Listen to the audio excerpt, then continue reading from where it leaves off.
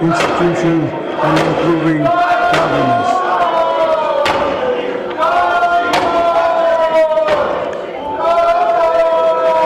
Let us put national interests supreme, set aside personal and political differences. Let us work together to revive our economy, strengthen our democracy, and uphold the rule of law. Let us strive to build a Pakistan that is just, prosperous, and inclusive, to make the best use of this parliamentary year. Thank you. Pakistan, Zindabad.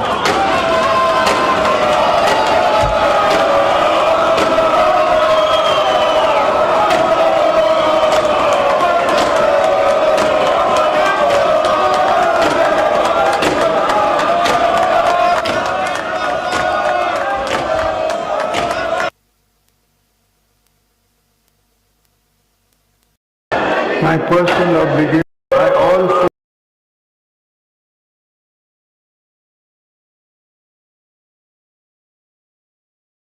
schemes. Strong Pakistan.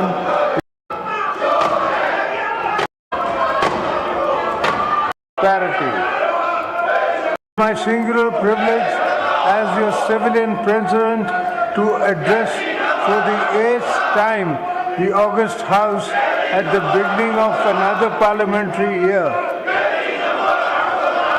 This moment marks not only the continuation of our democratic journey, but also provides us with an opportunity to review our progress and reaffirm our commitment to building a better future for Pakistan.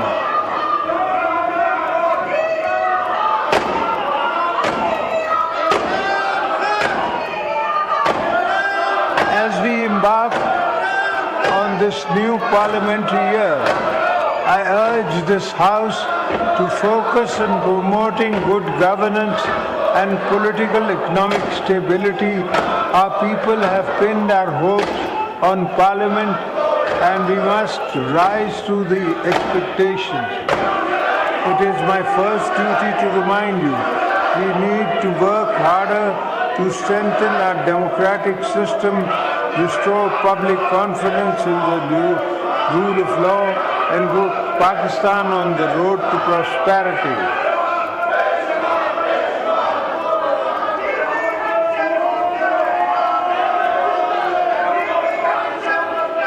I would like to appreciate the government's efforts putting the country on a positive path to economic growth. Our foreign exchange reserves have witnessed a surge. There was a substantial increase in foreign direct investment, and the stock market also surged to a historic high.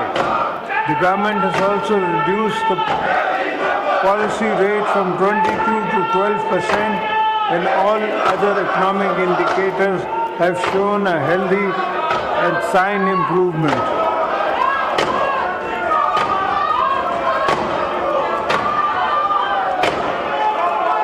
Honorable members, you are aware the population dynamics of our country have changed. A combination of factors present challenging. We must address the high rate of our population growth along with strategic drift in our administrative machinery has increased governance issues many-folds. It is my considered opinion that this House should take this responsibility seriously and play its role in rail and reset our governance and service delivery outcomes.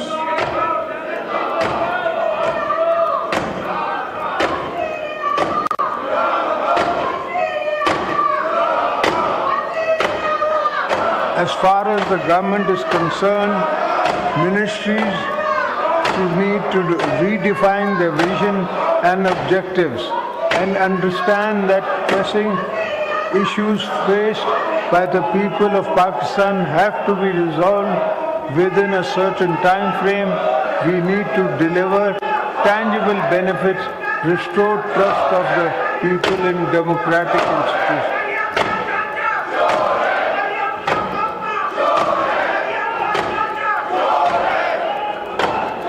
Democracy needs and give and take. And what better place to work of collective goals than this Parliament?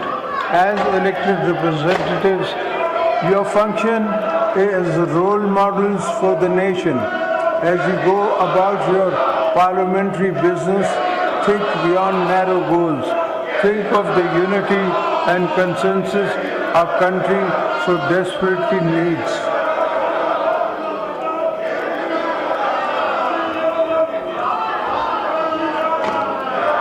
I would urge all you to empower our people, make decisions of national importance with consensus, encourage domestic, international investment for economic growth and job creation, foster social economic justice and ensure fairness and transparency in our system.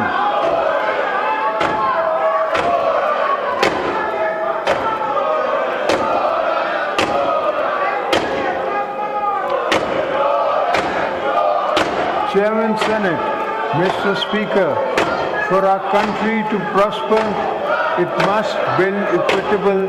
This is going to be a century of many new global changes, and to weather such transitions, we need to ensure that our people with their different regions and resources are on board of national development.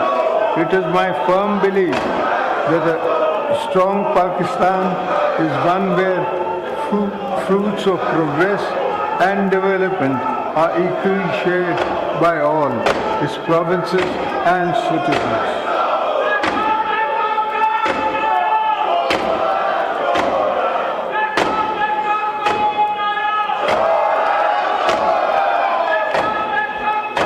We should work actively to promote inclusive and uniform development, ensuring no province, no district, and no village is left behind. The House should ensure development is not limited to a few select areas, but reaches every nook and corner of the country. The ignored and neglected areas demand urgent attention from the federal government.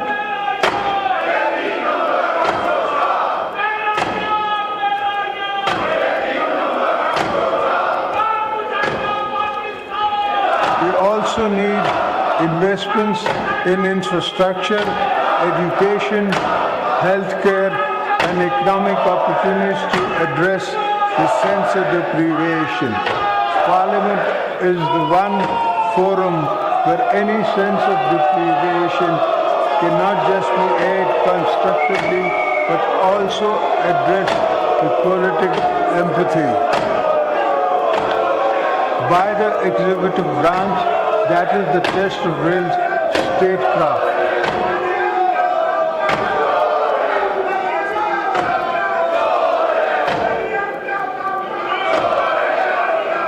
In this regard, improving our taxation system is essential to moving forward as a country.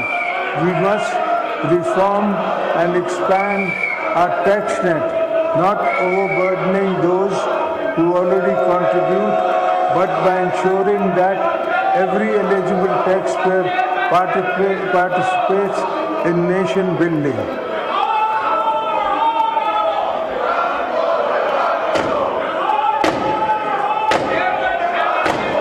Pakistan should also diversify its exports, focusing on value-added goods and services to expand new markets and build a competitive export-oriented economy.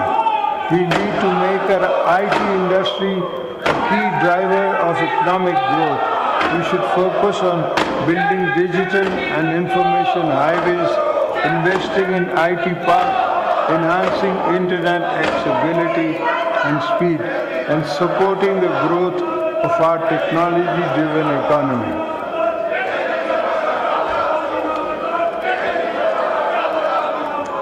Equally important is the sustained support of small and medium enterprises. We must ensure access to credit, address procedural bureaucratic hurdles, and create policies that promote youth-led businesses. Our young people should be encouraged to enter businesses good through SMEs-focused programs, skill development initiatives, and accessible loan schemes.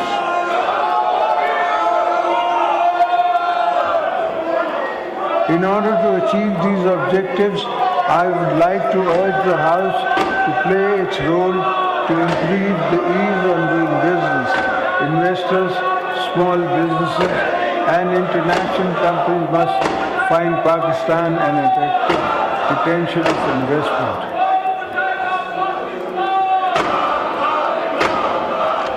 Honorable members, today the common man, the laborers, and the salaried class are facing serious economic hardships. Our citizens are burdened by inflation, high prices of essential items, and rising energy costs. As we approach the next budget, I urge this Parliament and the government to provide real relief to the people.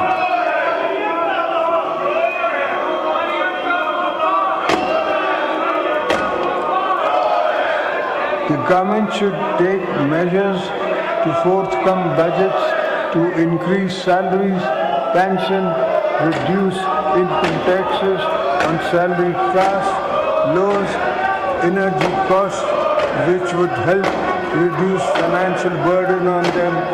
At the same time, we should avoid downsizing jobs cuts.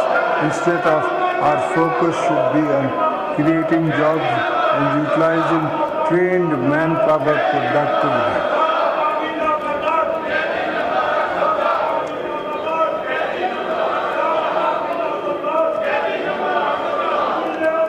Ladies and gentlemen, women constitute almost 50% of the country's population, but they are underrepresented in every aspect of life. It is essential to empower them for enhancing their representation in various sectors.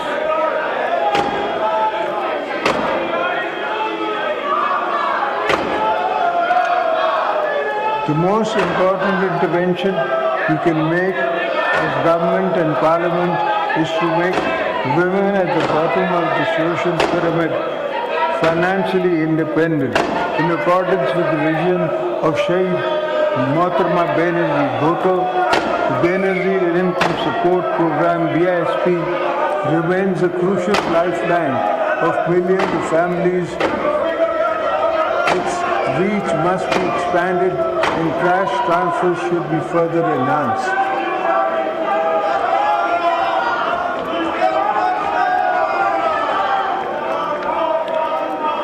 Young people make up a huge proportion of our current demographics. They need hope and inspiration. We should ensure the children are not outside schools in Pakistan. Promoting higher education, enhancing research in the universities should be a fundamental priority for creating a knowledge-based economy.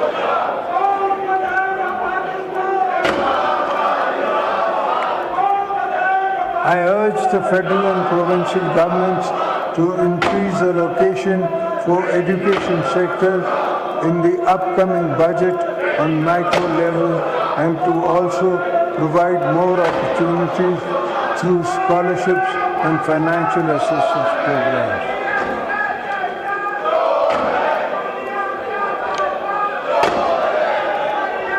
This is also the moment for us to reflect on how we can enhance access to quality health care, all our citizens, reduce worrying incidents of malnutrition and polio vaccination, in many children, emphasis should be laid on primary health care.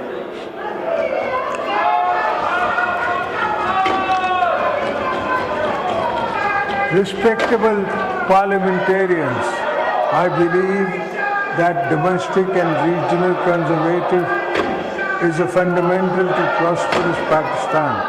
We need a strong, efficient transport infrastructure, road networks and modernized railways.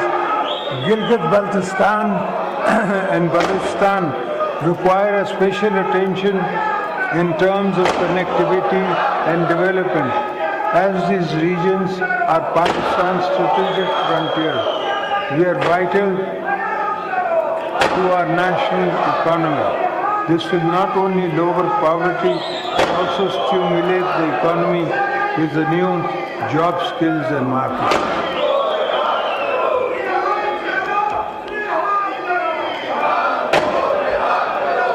The China-Pakistan Economic Corridor, CPEC, and Gwadar Port remain central to our vision of connectivity.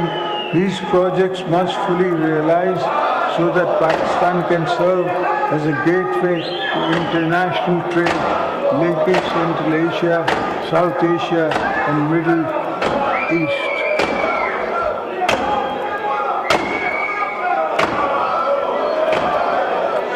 At this point, I would like to take this opportunity to urge the federal and provincial governments to strengthen agriculture sector, ensure sustainable water management, bring coordination and agencies to the urgent task of managing the growing threats of climate change.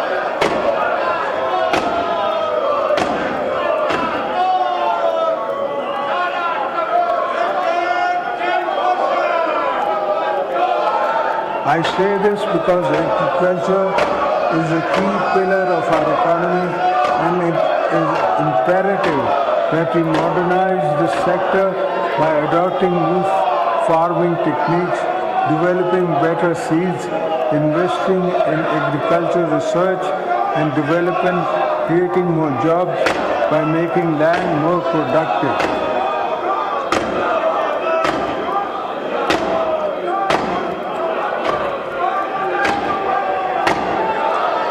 In order to improve our productivity, increase livestock yield and expand food exports, our farmers must be equipped with modern tools.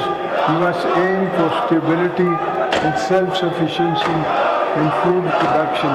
We need to focus on greater water availability and its efficient use. We must work towards innovative solutions such as bringing water from Tajikistan to Balochistan, upgrading irrigation systems, and utilizing new technologies to conserve and distribute water.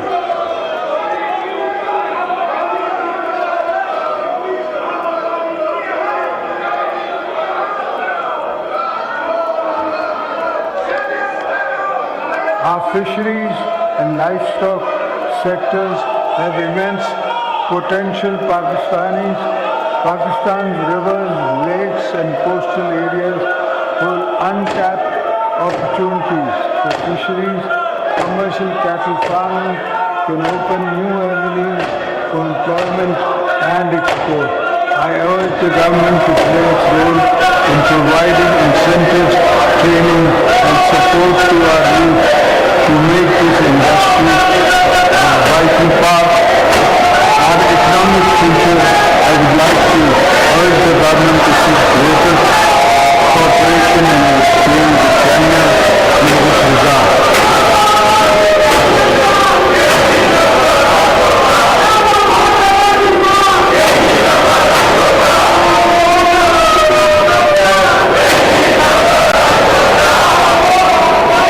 You are aware that Pakistan is one of the countries most impacted by climate change. We should focus on restoring biodiversity, adaptive strategies on the food and water security access, and preservation of the economic system.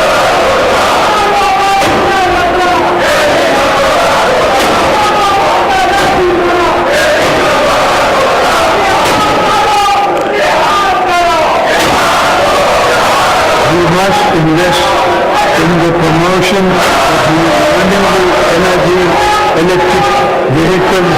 We must also focus on recharging our wetlands and rivers so that they emerge pollution free, and because once again the lifeline for livelihood and rich marine ecosystem.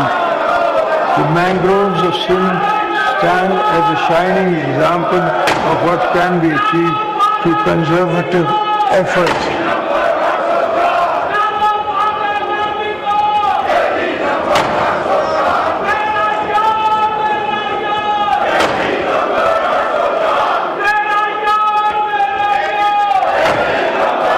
I am glad to share that in Sindh we have planted 2 billion mangroves, which have also earned Sindh government a substantial finance through carbon credits. We should replicate this model protectively and benefit it from the international carbon credit market.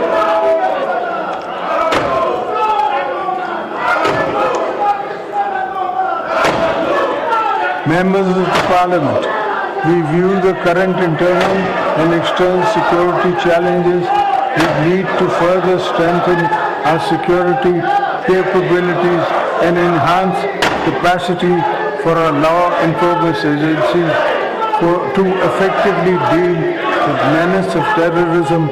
Parliament needs to play a role in building a consensus to tackle extremist ideologies as well as militancy that supports such violence.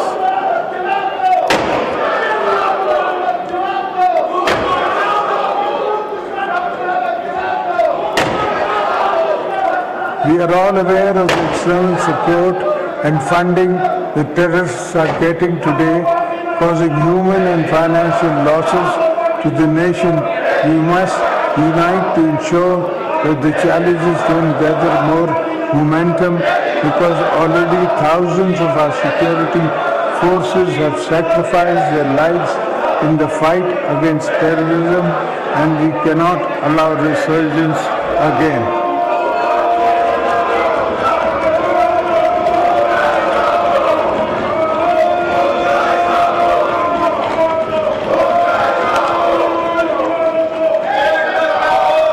I want to assure you that we are committed to eradication of the menace with the support of the nation and the brave armed forces.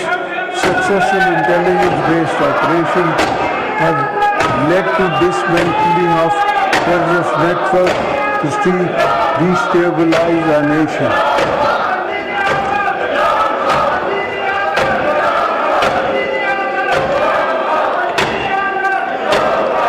The entire nation is proud of its security forces and pays rich tribute to the bravery and dedication and countless sacrifices they have made in the service to the country. At the same time, we should not forget that militancy finds roots in deprivation and inequity. So we must focus on the development and regions most affected by terrorism and create employment.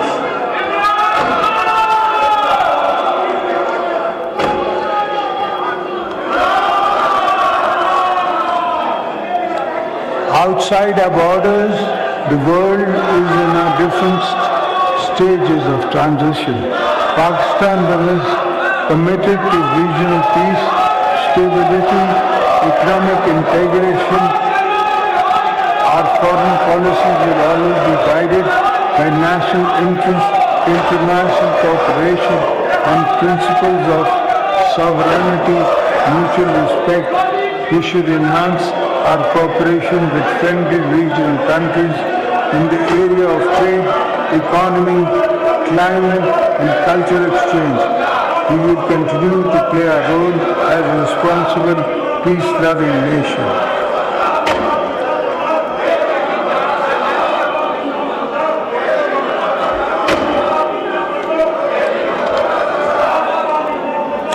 Our time-tested relationship with China remains a cornerstone to our diplomacy.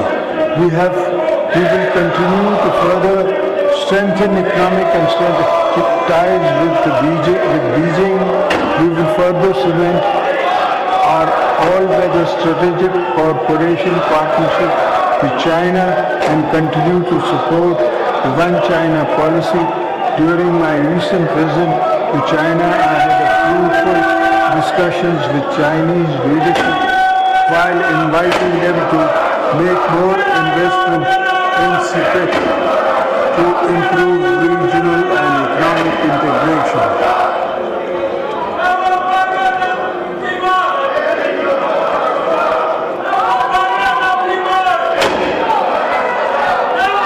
Through our recent engagements with the Chinese leadership, both nations have reaffirmed commitments to further strengthen economic cooperation. The benefit of CPEC will reach every corner of Pakistan with different projects.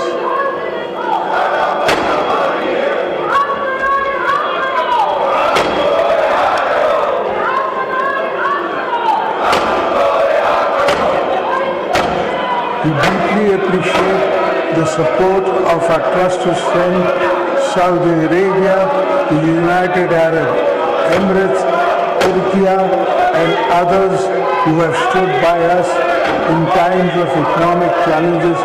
We are committed to further strengthening our long-standing historic cultural and economic ties with the friendly nations of the Gulf and Central Asia, as well as the European Union, the United Kingdom, and the United States of America.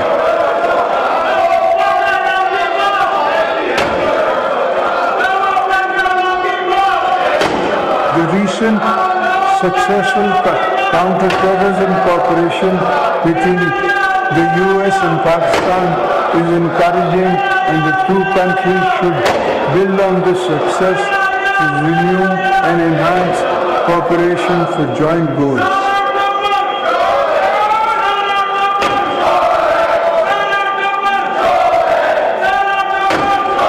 Honorable members, the plight of two of our brothers and sisters in Indian illegal occupied Jammu and Kashmir remains of great concern for the entire nation. The people of Kashmir have been suffering for decades under unjust occupation, oppression, and brutal human rights violations. By the success of Indian regimes, Pakistan will always stand by them in the struggle of self-determination.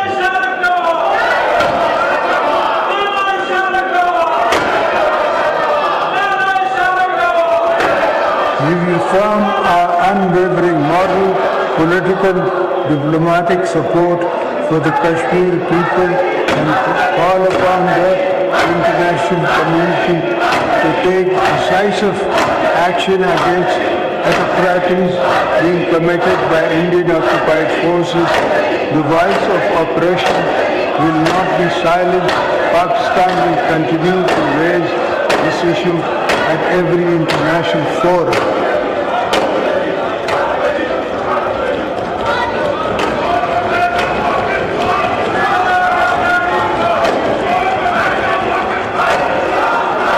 The Syrian devastation in Palestine demands urgent attention of the world. The Palestinian people continue to endure violence, displacement, ethnic cleansing, and oppression at the hands of Israel's security forces.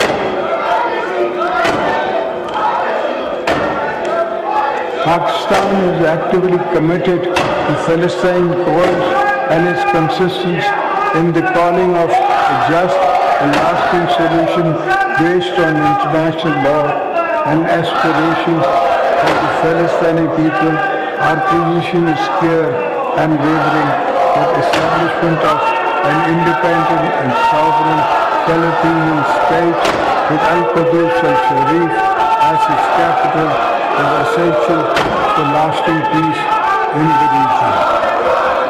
Honorable members, before I conclude, I I must draw the attention of the House of a matter of concern for this federation.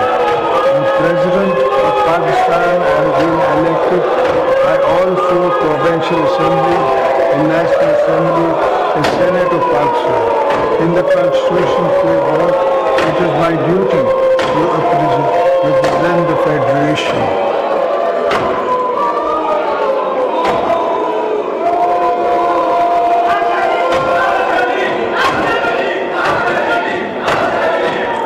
The most challenging circumstances when my wife Shaheed Mohtama Benazir Bhutto was assassinated, I was the one who chanted Pakistan Khape for me. For me, Pakistan always comes first.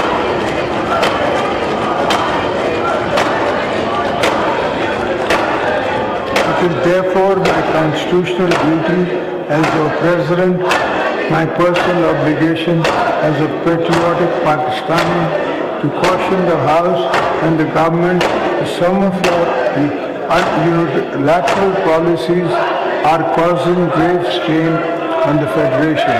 In particular, the government's unilateral decision to carve out some canals from the Indus River, despite strong opposition from federating units.